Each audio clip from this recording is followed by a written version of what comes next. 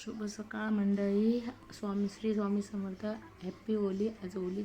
Happy Holi. मी आंघोळ गणपतीची झाली. देवपूजा आमच्या ह्यांच्यानी केली. त्याच्यानंतर मी जेवण बनवत होती. कुकर लावलेला, डाळ पण कुकरमध्येच लावलेली, फक्त फोडणीला द्यायची होती. फोडणीला देत होती. हे टिफिन घेऊन आमचे जाणार होते. बाबूला स्कूलमध्ये सोडून आलेले. मग म्हटलं लवकर बनवूया, टिफिन घेऊन जात आहेत म्हणून लवकर फोडणीला देत होती. डाळ झाली. त्याच्यानंतर मी म्हटलं भांडी थोडी आहेत ती घासून घेऊया. भांडी घासून घेत होती. हे बोलले की जायचं टाईम होऊन झाला आहे. आज लवकर सुटणार होती बाबूची शाळा.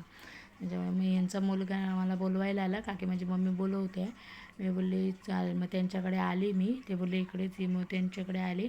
त्याची मम्मी काय सांगत होती, तिच्या मम्मीचं काम होतं, पण त्यांची पण आज होळी होती, त्याच्यामुळे वाडी दाखवायची होती. ते सकाळीच दाखवतात वाडी. मग त्यांच्याने लवकर जेवण बनवत होते. ते मी बोलली काय जेवण बनवलात बघूया. मग त्यांचं जेवण बघितलं, काय काय बनवलं त्यांच्याने मुलगा शाळेत जायच्या अगोदरच जेवण बनवून झालेलं त्यांचं.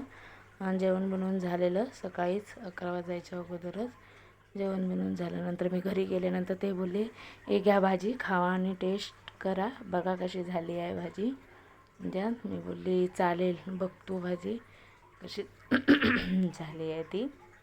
मी नंतर शाळेत गेली बाबूला आणायला, त्यामुळे सगळेजण इथे होते. हा पाठीमागचा गेट आहे, बाबूला आणायला जाते ते शाळेत, इकडून सोडतात. सगळेजण आपल्या गोष्टी मारत होत्या सगळ्यांसोबत, फ्रेंडसोबत. मग हे बोलले चल मी पण येतो सांगले. मग मी हिच्या मुलीला सोडायला जाते तिकडे वरती. तिच्या आईने काजू गरम दिलेले ते मला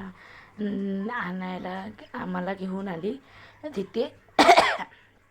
ते आणायला मग बाबू तिथेच बघत होता काय आहे पिशवीत बघूया म्हणून. त्यांचा बाबू गाडीवर बसला, माझ्या गाडीवर बसला. आम्हीही बघा तिथे आणायला मी घेऊन जाते त्यांना तिथे वरती. तेव्हा दोघींना गाडीवर तिला सोडायला जाते. इकडे तिचं घर आहे. बाबू पण हे बघा शाळेतली मुलं कशी होळी खेळली आहे. येत्यावेळी ही लोक होळी खेळत येत होती.